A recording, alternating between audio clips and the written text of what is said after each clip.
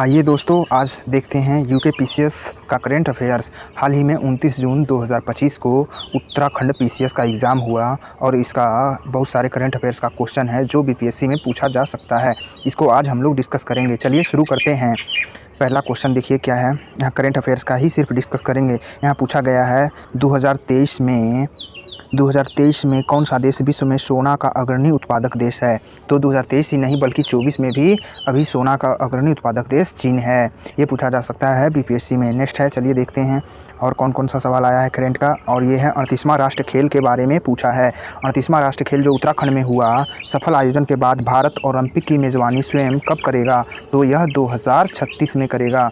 तो 38वां राष्ट्रीय खेलों का सफल आयोजन के बाद भारत ने कहा है कि यह 2026 के ओलंपिक खेलों की मेज़बानी करेगा।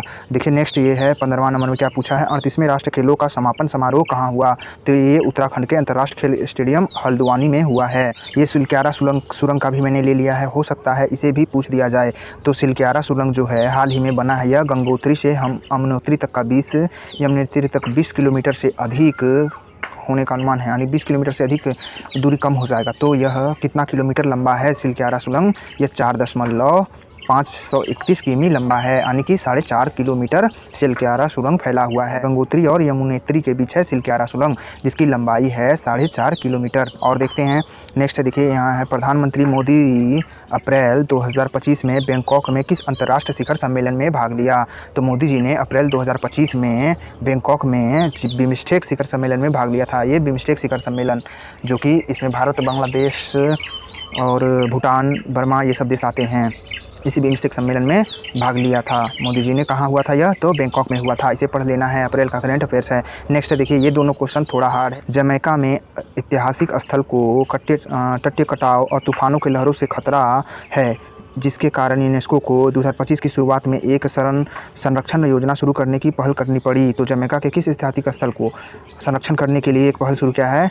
पोर्ट रॉयल नेवल हॉस्पिटल के लिए यूनेस्को ने यह योजना शुरू किया है। नेक्स्ट है, सिंगापुर के किस विद्यार्थी को मैक्नोजेनेटिक सेलुलर इंजीनियरिंग में अपने काम के लिए अप्रैल 2025 में ब्रेक थ्रू जूनियर चैलेंजर पुरस्कार जीता है। तो इसका होगा जैस्मिन इयाल। नेक्स्ट देखिए, यहाँ पूछा गया था, अगला है ब्रिक्स सदस्य देश हैं। तो ब्रिक्स में भारत है, ईरान है, मिस्र है, इथोपिया है, इंडोनेशिया नहीं है। हाल ही में जब रूस में बैठक हुआ था तो इसमें ईरान, मिस्र, इथोपिया और एक देश था जो कि शामिल हुआ था, जबकि सऊदी अरब शामिल नहीं हुआ था। तो दो छोड़ के शायद ये सी होगा आंसर इसका। तो ये ब्रिक्स का पूछा गया था, तो ब्रिक्स के बारे में पढ़ लेना है। नेक्स्ट है देखिए, जनवरी 2025 में संयुक्त राष्ट्र मानवाधिकार आयोग ने उच्चायोग ने दुनिया भर में मानव अधिकारों को समर्थन देने के लिए कितनी धनराशि की अपील की है। तो जनवरी 2025 में संयुक्त राष्ट्र मानवाधिकार उच्चायुक्त ने दुनिया भर में मानव अधिकारों को समर्थन देने के लिए $500 मिलियन की धनराशि जुटाने की अपील की थी। नेक्स्ट है देखिए करंट अफेयर्स का और क्या पूछा। ये पूछा है कि संयुक्त राष्ट्र ने 2025 को वैज्ञानिक क्षेत्र के अंतर्राष्ट्रीय वर्ष के रूप में किस नामित किया है। यानी कि 2025 को संयुक्त राष्ट्र ने कौन सा वर्ष घोषित किया। तो क्वांटम और प्रौद्योगिकी का अंतर्राष्ट्रीय वर्ष, क्वांटम विज्ञान टेक्नोलॉजी का अंतर्राष्ट्रीय वर्ष 2025 को संयुक्त राष्ट्र ने घोषित किया। नेक्स्ट है और देखते हैं क्या पूछा है। देखिए यहाँ पूछा है जनवरी 2025 में जारी पोप फ्रांसिस की आत्मकथा की शीर्षक क्या थी।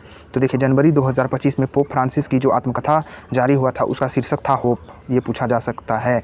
तो पोप फ्रांसिस जो हाल ही में अमेरिका के पहले पोप फ्रांसिस बने हैं, उनके बारे में पूछा जा सकता है। नेक्स्ट है और क्या पूछा है देखते हैं। देखिए यहाँ पूछा है अप्रैल 2025 में पेश हुए वक्फ संशोधन विधेयक का मुख्य फोकस क्या था। तो वक्फ संशोधन विधेयक का मुख्य फोकस था वक्फ संपत्तियों की पारदर्शिता और बेहतर प्रशासन को सुनिश्चित करना।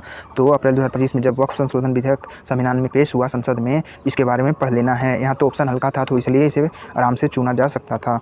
देखिए दूसरा और है, पूछा है ये अप्रैल 2025 में केंद्र मंत्रिमंडल ने सीमावर्ती गाँवों के विकास के लिए किस कार्यक्रम को मंजूरी दिया है। तो ये जीवंत गांव कार्यक्रम टू वाइब्रेंट विलेज प्रोग्राम इसे बोला जाता है, वाइब्रेंट विलेज प्रोग्राम बोला जाता है। अप्रैल 2025 में शुरू किया था, ये तो बना सकते थे। नेक्स्ट है अप्रैल 2025 में मनाए गए पोषण पखवाड़े कार्यक्रम का प्राथमिक उद्देश्य क्या था। तो देखिए अप्रैल 2025 में जो पोषण पखवाड़ा मनाया गया इसका उद्देश्य क्या था। तो यहाँ देखिए पूरे भारत में पोषण सुधार करना, खासकर महिलाओं और बच्चों के लिए। तो ये पोषण पखवाड़ा खासकर महिलाओं और बच्चों के लिए होता है। इस प्रकार ऑप्शन छांट के भी बना सकते थे। देखिए और क्या पूछा है। नेक्स्ट है पूछा इसरो का मॉड्यूल 4 अप्रैल 2025 को वायुमंडल में पुनः प्रवेश कर गया, हिंद महासागर में उतरा। इस मॉड्यूल का नाम क्या था। तो मॉड्यूल 4 है ना, तो इसका नाम भी यही था POEM 4 था इसका नाम, POEM 4 नाम था। इसरो का यह मॉड्यूल सिंध महासागर में उतरा था। नेक्स्ट है, और देखिए क्या पूछा है, ये पूछा है कि मार्च 2025 में भारत सरकार ने एक राज्य एक क्षेत्र ग्रामीण बैंक की पहल को मंजूरी दे दी है। क्षेत्र ग्रामीण बैंकों की कितने विलय की घोषणा किया? तो मार्च 2025 में भारत सरकार ने 26 क्षेत्र ग्रामीण बैंकों को विलय की मंजूरी दिया था। नेक्स्ट है, देखिए और क्या क्या पूछा है करंट अफेयर्स का। ये सब क्वेश्चन आ सकता है डायरेक्टली एग्जाम में दोस्तों बीपीएससी का, इसलिए इसे बार बार देख लीजिए, पढ़ लीजिए, लिख लीजिए। पहला यहाँ फिर है, और पूछा है विश्व व्यापार संगठन का 13वां मंत्री स्तरीय सम्मेलन कहाँ हुआ था? तो यह अबू धाबी में हुआ था। विश्व व्यापार संगठन WTO का 13वां बैठक। नेक्स्ट है, पूछा है नीति आयोग जो है SDG इंडिया इंडेक्स जारी किया 2023-24 के अनुसार किन राज्यों में SDG इंडेक्स स्कोर सबसे अधिक है? तो SDG इंडेक्स में सबसे अधिक स्कोर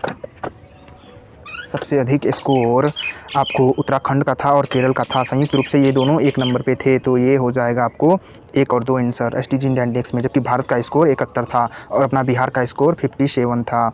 नेक्स्ट है, देखिए और पूछा है मार्च 2025 में भारत के विदेशी मुद्रा भंडार में घटकों की हिस्सेदारी सबसे बड़े से छोटे क्रम का सही अवरोही क्रम क्या है? तो पूछा है मार्च 2025 में जो है भारत का जो विदेशी मुद्रा भंडार है यह सबसे बड़े से सबसे छोटे क्रम में घटते क्रम में पूछा है, तो इसका हो जाएगा सबसे ज़्यादा है विदेशी मुद्रा परिसंपत्ति है। दूसरा है स्वर्ण भंडार, तो 2-1-2-1-2-1 यहाँ है C है, यानी कि भारत में सबसे अधिक विदेशी मुद्रा परिसंपत्ति आता है। फिर उसके बाद स्वर्ण भंडार, उसके बाद SDR, तब लास्ट में आता है IMF के पास सुरक्षित स्थिति, जो भी रुपया IMF के पास रखा जाता है। तो सबसे पहले विदेशी मुद्रा संपत्ति, फिर स्वर्ण भंडार, फिर SDR। फिर नेक्स्ट है, ये देखिए जीके का क्वेश्चन ये आ सकता है, भारत में गरीबी रेखा का अनुमान लगाने के लिए जेलों में रहने की लागत की अवधारणा किसने दिया था? तो जेलों में रहने की लागत का अवधारणा भी दादा भाई नौरोजी ने ही दिया था। Un British rule in India पुस्तक में यह उनकी लाइन थी, जेलों में रहने की लागत अवधारणा। नेक्स्ट है, नीति आयोग की 2022-23 में जारी वित्तीय स्वास्थ्य सूचकांक में रैंकिंग में कौन सा राज्य शीर्ष पर था? तो नीति आयोग ने वित्तीय स्वास्थ्य सूचकांक जारी किया था 25 में, इसमें उड़ीसा प्रथम स्थान पर था। नेक्स्ट है, भारत के राष्ट्रीय बहुआयामी गरीबी सूचकांकों के बारे में बताना है। जीवन स्तर का निर्धारण आयाम में नहीं है। जो बहुआयामी गरीबी सूचकांक निकलता है इसमें 3 आधार होते हैं, शिक्षा होता है, स्वास्थ्य होता है और जीवन स्तर होता है। तो इसमें पूछा है सूचक जो है जीवन स्तर के निर्धारण के आयाम में नहीं है। जीवन स्तर में क्या क्या रहता है? तो पकाने का ईंधन होता है, पीने का पानी होता है, जीवन स्तर में स्वच्छता भी होता है, लेकिन स्कूली शिक्षा नहीं आता है। ये जीवन स्तर वाले आयाम में पूछा है। नेक्स्ट है, देखिए और क्या पूछा करंट अफेयर्स का। पूछा था संयुक्त राष्ट्र जलवायु परिवर्तन सम्मेलन के संदर्भ में उन स्थानों का मिलान कीजिए जहां पार्टियों का सम्मेलन कोप का सम्मेलन हुआ था। देखिए इसमें मिलान करना था, तो सभी को पता होगा ये 29वां बाकू में हुआ था। 3 का बी, तो देखिए 3 का बी कहाँ, यहाँ D नंबर में है, तो यहाँ से ही छट जाता। 29वां कोप 29 हुआ था बाकू में और कोप 28 हुआ था दुबई में। C का 2 तो यहाँ ही मिल जाता। और 30 अभी बेलम ब्राज़ील में हुआ था, कोप 30 बेलम ब्राज़ील में। जबकि 27 शर्म अल शेख में हुआ था 27। कोप 28 हुआ था दुबई में, कोप 29 हुआ था बाकू में और कोप 30 बेलम हुआ था आपको ब्राज़ील में। देखिए और क्या पूछा है करंट अफेयर्स में, देखते हैं। यहाँ पूछा है IMF ने हाल ही में अप्रैल 2025 में बताया विश्व आर्थिक दृष्टिकोण रिपोर्ट के अनुसार 25 में भारत की नॉमिनल GDP कितना ट्रिलियन अमेरिकी डॉलर था? हुए जापान को पीछे छोड़ते हुए चौथा हो गया है भारत GDP वाला देश। तो यह विश्व आर्थिक आउटलुक रिपोर्ट में 2025 में IMF ने बताया भारत का नॉमिनल GDP 4.187 करोड़ था। इसको याद रख लेना है, 4.186 ये भी आ सकता है। नेक्स्ट है, देखिए और क्या पूछा गया है। ये पूछा गया है 2022-23 में वैश्विक व्यापार में आसियान का योगदान प्रतिशत संक्षिप्त में संलेखन कब कितना है भारत का? तो देखिए 2023-24 में भारत के वैश्विक व्यापार में आसियान का योगदान प्रतिशत था। भारत का वैश्विक व्यापार में आसियान का 11% योगदान था। भारत के वैश्विक व्यापार का 11% आसियान देशों के साथ होता है। ये था। और क्या पूछा गया करंट का, और है क्या? हाँ देखिए यहाँ और एक करंट का सवाल था। ये पूछा है 21वां भारत आसियान शिखर वार्ता सम्मेलन कहाँ हुआ? तो यह लाओस के वियंतियाने में हुआ था। 21वां भारत आसियान शिखर वार्ता ये भी पूछा गया था। और है क्या? तो हो गया, इतना ही था। ये UKPCS का पूछा हुआ करंट अफेयर्स का क्वेश्चन है, ये डायरेक्ट आ सकता है दोस्तों, इसलिए इसे पढ़ लीजिए, देख लीजिए और इसी प्रकार से इन टॉपिकों को अच्छे से पढ़कर रेडी कर लीजिए। धन्यवाद दोस्तों।